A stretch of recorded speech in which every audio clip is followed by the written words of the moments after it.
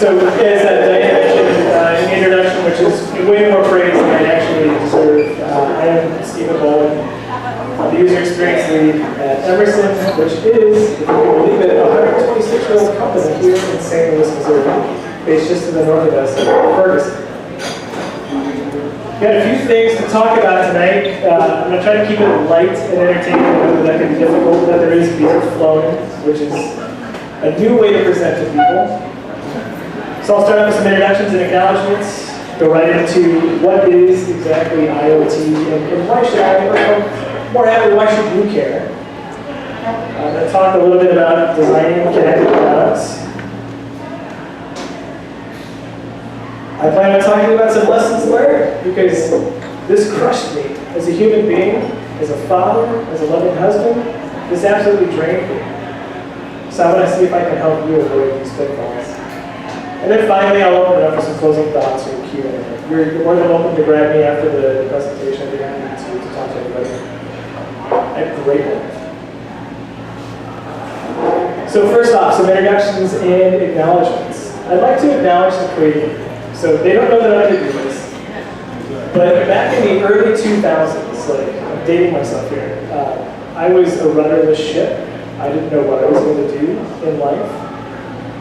I didn't know what I was going to do professionally. I had some skills as a designer. I had some skills as a front-end developer. I had a friend of mine say, hey, you know, if you're looking for work, I know somebody at the creative group that may be able to get you something to do. So, okay, sure, I need money. Money's good.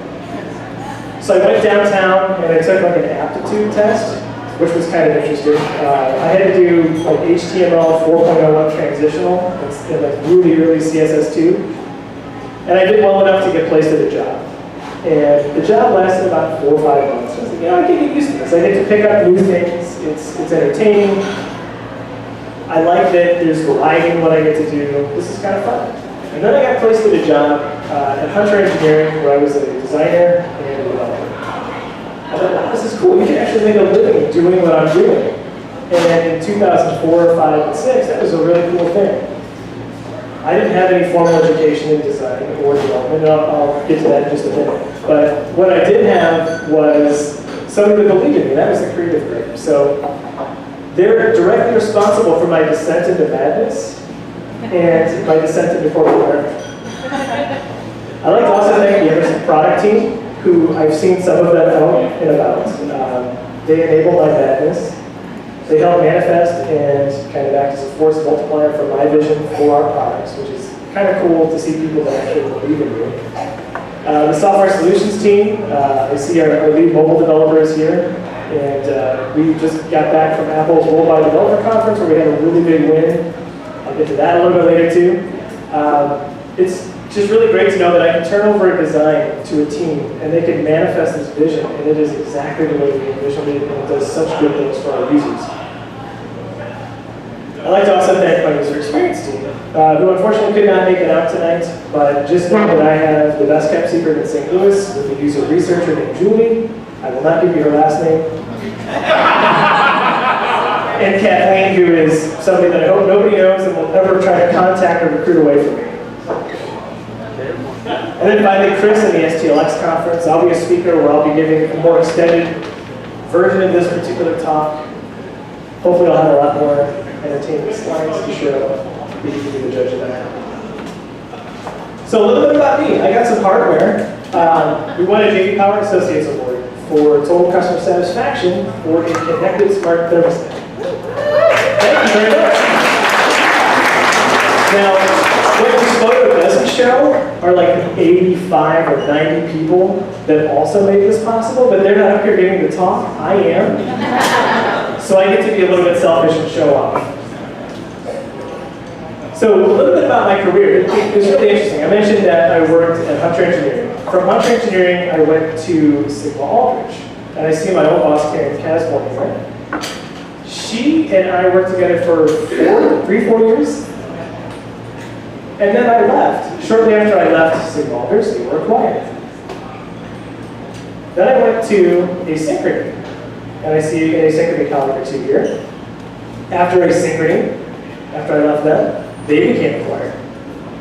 You guys kind of understand where I'm going with that. I got a job at Monsanto heading up the user interface design practice within their research and development group. Shortly after I left, you can only guess what happened. Now I am the user experience leader at Emerson. I'm still there. I haven't left yet. But if you're a person that isn't enjoying making bets on things, I would certainly put some money down on Emerson getting acquired if I leave. So I mentioned that I have no formal design education or development education. I am completely self-taught, but I've had great mentors throughout every step of my career. I'm currently pursuing an MBA with an emphasis in entrepreneurship from Syracuse University. I have an undergraduate degree in business management from Fontbonne. I went to school for music. Could you get any further away from design or further away from development than music? Business management. Perhaps. So let's get on with what is IoT and why should I care? So, we have a sad trombone sound. Go into your dance. Well, there's beer at the bar.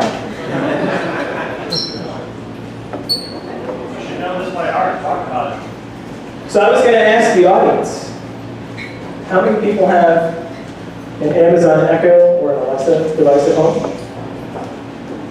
Does anybody have a Google Home device? You're like the 3 people that do. Did you have trouble recently when they had their outage where you couldn't actually communicate with the Google Home? Because that happened. That was very scary. Let's see if I can see that here. How many people have like a smart light bulb, like a Philips Hue or a LifeX bulb? Some people there. Sure. How many people have like an internet-connected device that you wouldn't think should be internet-connected, like a toaster or a refrigerator or like an Amazon Dash button to order toilet paper? Oh yeah.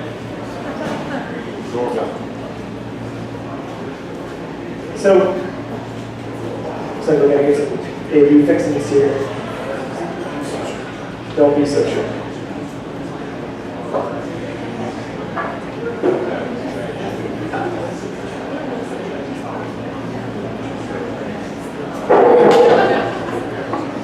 Steven, tell a joke.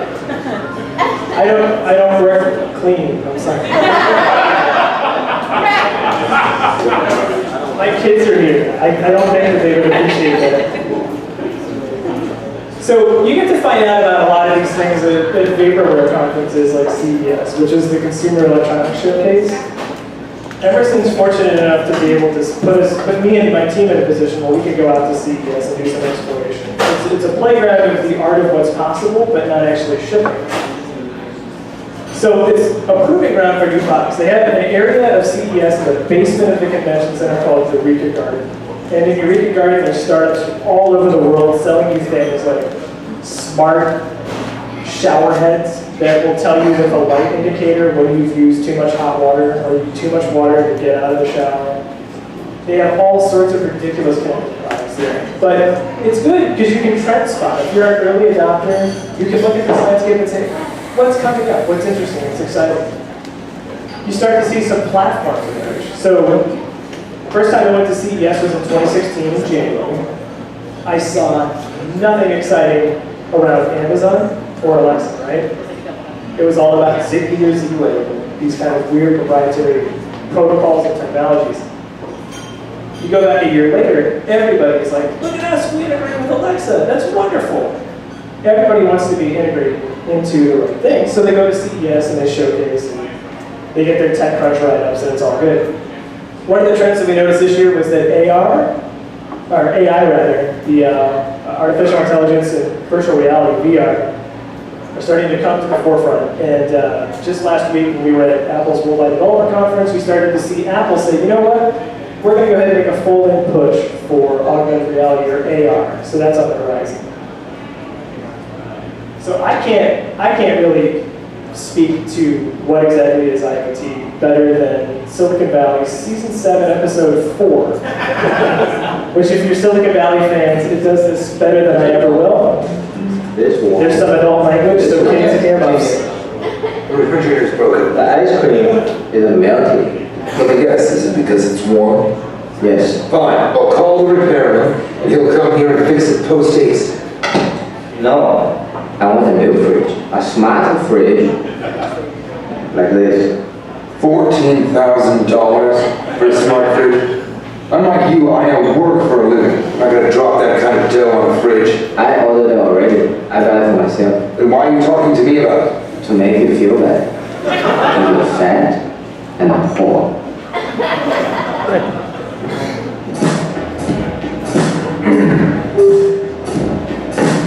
This must be the new fridge. You like this? Look, it has a screen so you can see all the food that's inside. That one? This one has an app so you can actually watch the food on your phone. All it needs to do is keep my fucking beer cold. You're running low on beer. Fuck you. Did you forget to scan that barcode? Yes, I did. On purpose. Ah, there we go. It's bad enough it has to talk. Does it need fake vocal tics? Well, it just makes it sound more human. Humans are shit. This thing is addressing problems that don't exist. It's solutionism at its worst. We are dumbing down machines that are inherently superior. Rather than give your server a human name, you named it Anton. Yeah, but Anton doesn't call me anything. He grimly does his work, and he sits motionless till it's time to work again. We gotta all take a page from his book. That yogurt is expired. Say, this could kill you. I can give it to Eric.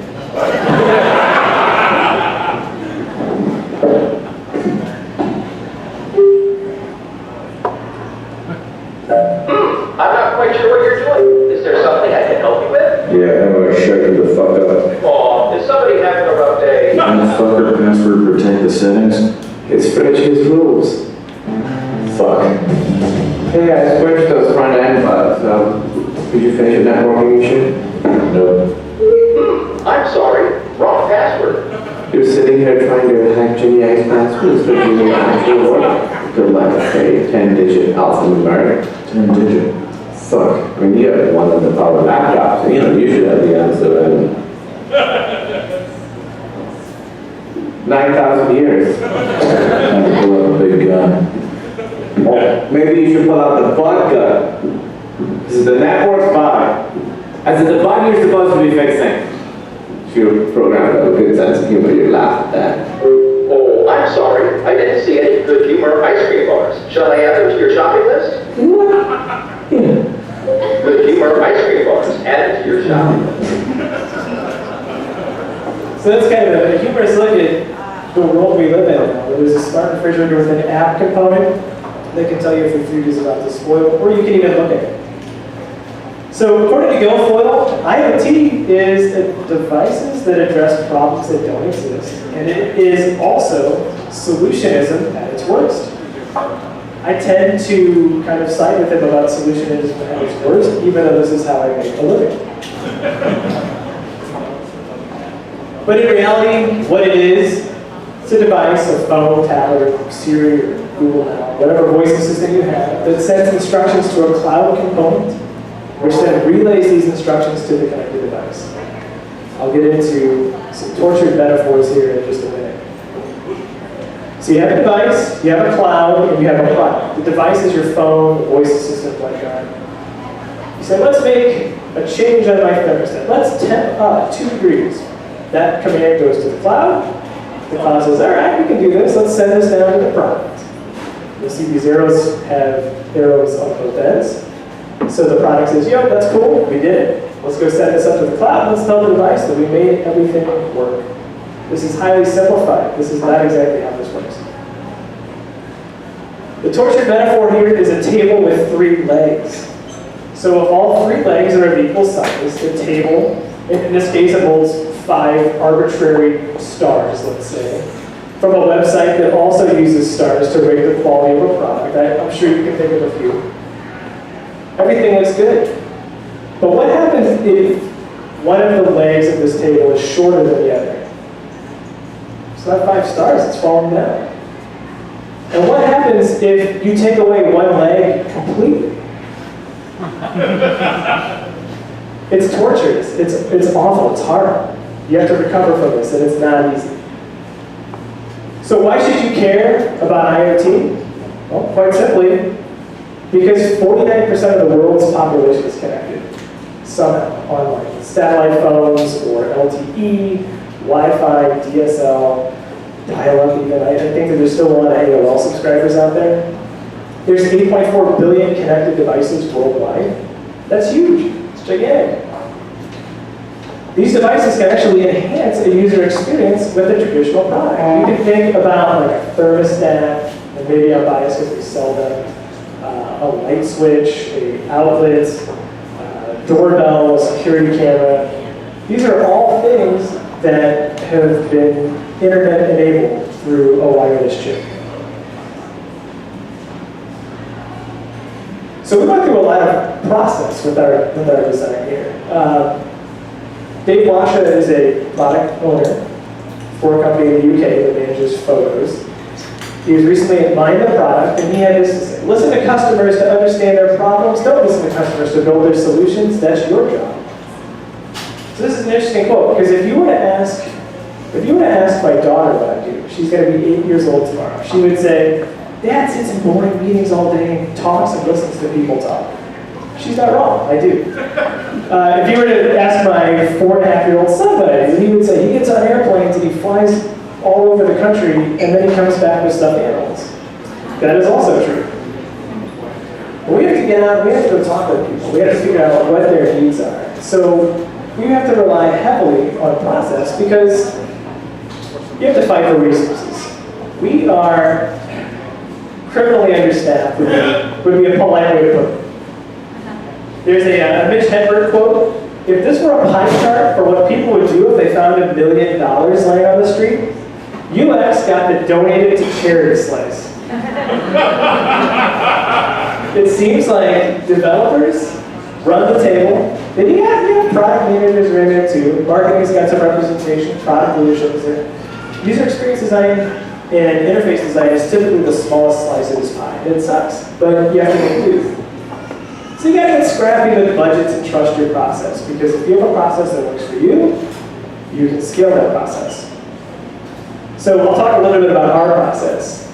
We do design sprints. I don't know how many people are familiar with design sprint process. Google Ventures came through pretty good. We assembled a team of cross-functional stakeholders at the onset of a project, and we said, okay, we have people from customer support, we have people that are close to the customers that hear all the complaints. We have product owners, we have marketing, we have branding, we have user experience, we have executive leadership, we have the sales team. Everybody that has a customer touch point is a designer, whether they know it or not. So the first thing we do is specify that context of use. How are people consuming our product? For us, it's a thermostat, so it's on the wall. They can temp up, temp down, change, turn the fan on, do whatever they need to do there. But there's also the mobile component, so we don't have any control over how we consume it.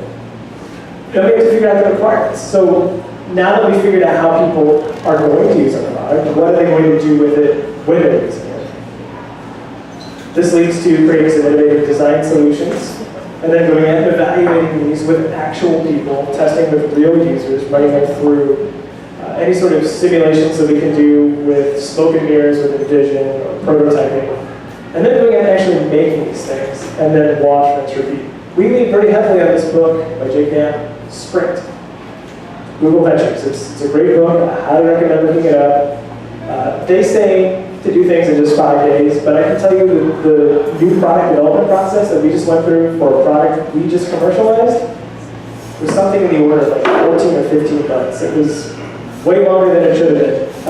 But we're dealing with very complex situations and scenarios, which I'll get into later. So the first thing we do in these design sprints is we did a competitive analysis of the entire landscape. So what is it that we think people are doing really particularly well? What are things that we don't like about them? And we have this huge cross-functional team come in. You can see we have 3 of our big competitors here. We have on the right side things that we like. On the left side, we have things that we don't like. We did a lot of affinity mapping after this. And then rolled directly into a design sprint activity that we did on June 6, 2016, where we had everybody, whether you knew it or not. You were a product designer. You were a designer if you were in sales. You were a designer if you were in customer support. Everybody's input mattered because they were able to, whether they knew it or not, come up with a design solution for a particular problem. We then took all of these designs and put them on our wall. And we ran through a rose, thorn, and bud exercise. So a rose is something that's like, man, this is such a great idea. Let's go ahead and carry this over and see if we can get this tested with users. The thorns are, man, this sucks. Why would you? No, absolutely not. We're not doing that at all. And then the buds were, you know what? This is actually pretty exciting. I don't think the idea is quite there yet. Let's go ahead and let's flesh this out a little bit more, and then maybe move into a rose. We then took all the roses, we took some of the buds, and we got serious about design. And we had a rather large amount of comps that we built with mood boards. We explored a lot of different type options, we explored colors. We were really trying to hone in on our design direction. Well, when we did, in a concurrent stream, we were also testing hardware. We have the ability now with 3D printing to come up with actual physical prototypes and do some real human factors research. So what is it that we think people are going to like? How do we validate this in the real space with actual people touching and interacting? Does this feel like it's a high quality device? Is this something you would buy? We were able to take this internal and external, and we were able to stick, see if I can point that works, an LCD screen behind these and power it up, which was pretty exciting. We had people over to my house while it was an active construction zone and had them follow instructions on how to install the thermostats in their home. Except it was my house and they could have actually blown it up. So we had to make sure that the instructions were actually well received and working. We brought people down to my basement and had them wire up a furnace. That was difficult. It's not for everyone, I'll tell you that. We went to a local home improvement store, which is in Maplewood. It's blue with a white logo. Perhaps you've heard of it. Maybe you've shopped there, I don't know. But we were able to go in aisle and actually test with people that were considering purchasing a Wi-Fi thermostat. We were able to wave a magic $75 gift card in front of them and say, hey, got about 5-10 minutes? We could use some help narrowing down the design direction.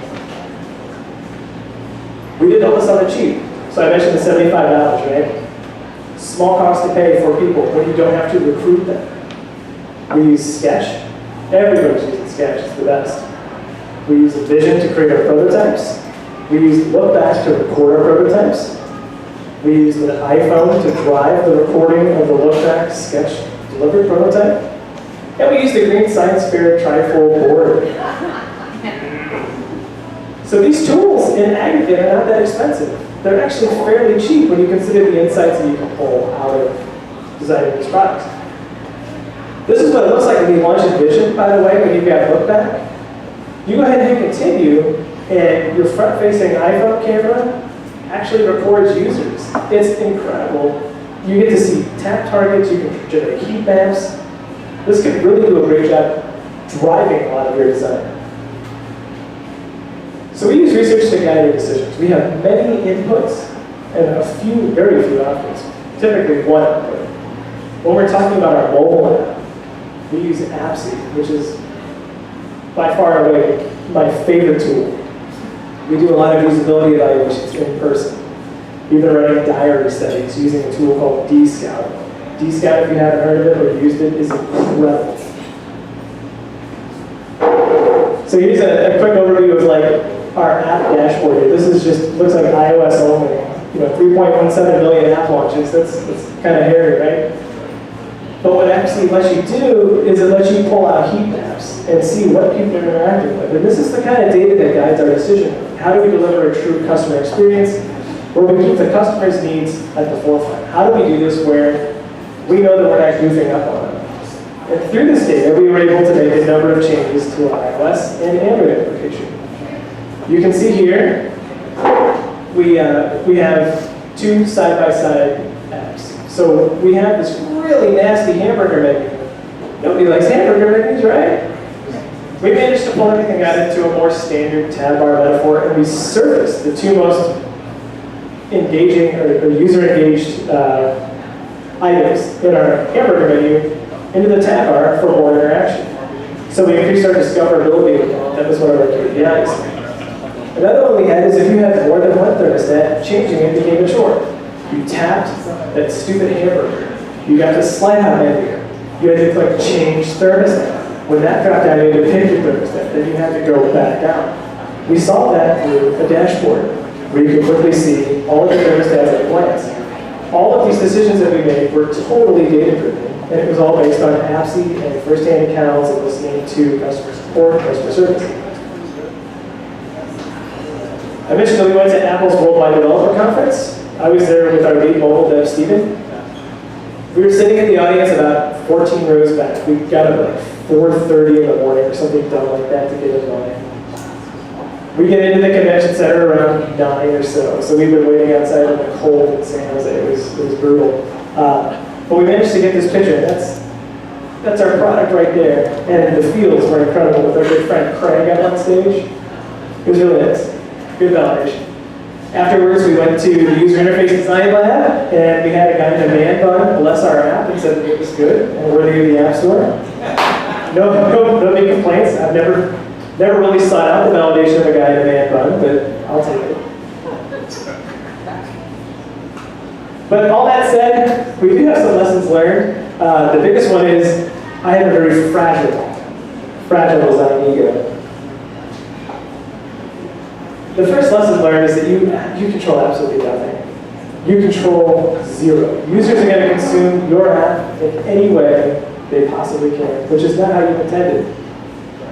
This is the expectation. It's idyllic. This woman has just got a nice hot cup of coffee. She's in her comfy blanket, stretching out on a beautiful day. There's her little tablet there. But that's not how people consume the app. This is how people consume your app. That's reality, and it sucks. And you know what? Those same people are the most vocal people. Change is really hard. Change management is the hardest part of the job. How do you tell an executive, hey, you know what? We're making these big changes, and the app is going to take a dump. It is going to be awful for like a month. Everybody's going to thrash on it. We've had the same app, I know, for 3 years. Sure. 3 full years of the same app, but you know what? I can't guarantee that we're going to have good ratings. Well, that guy did complain, and a whole bunch of his friends did too. We got a lot of really crappy reviews. It was really bad. But the one that shook me to my core, I'm a Craigslist designer. That was a hard one to swallow. But 3 stars. I don't know if I was confused or what, but I'll take it, right? Finally, there's one unk-unks. Does anybody know what an unk-unk is? Ladies and gentlemen, I am just a caveman. Your world frightens and confuses me. An unk-unk is an unknown. It's what you don't know. And they're out there, and when you launch a product, they will find you. Because production is your best QA environment. You can't account for all of the myriad ways that people will digest your app or your experience. But the people that are using it every day will certainly point out all your blind spots. So I'm actually done. So this is the product that we ended up designing and launching. It's available at Amazon. It's available at Lowe's, that one home improvement store in Maplewood. It's available at Home Depot. And it's kind of surreal walking through the aisle of the store and with my kids that want to get paint chips and all sorts of things from a home improvement store. Say, look what Dad did. It's on the end cap. They say, yeah, but this is blue. But it's really exciting. So that's all I got. Thank you very much for listening to the ramble. Thank you for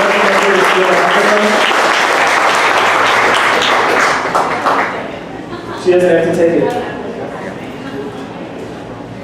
Let's give it up for Chris and Steven. We're going to do the last call like 7:15, so if you have some tickets left, take advantage of the free booze, and feel free to get up and mingle and pick Steven and Chris's brains. With any questions, you guys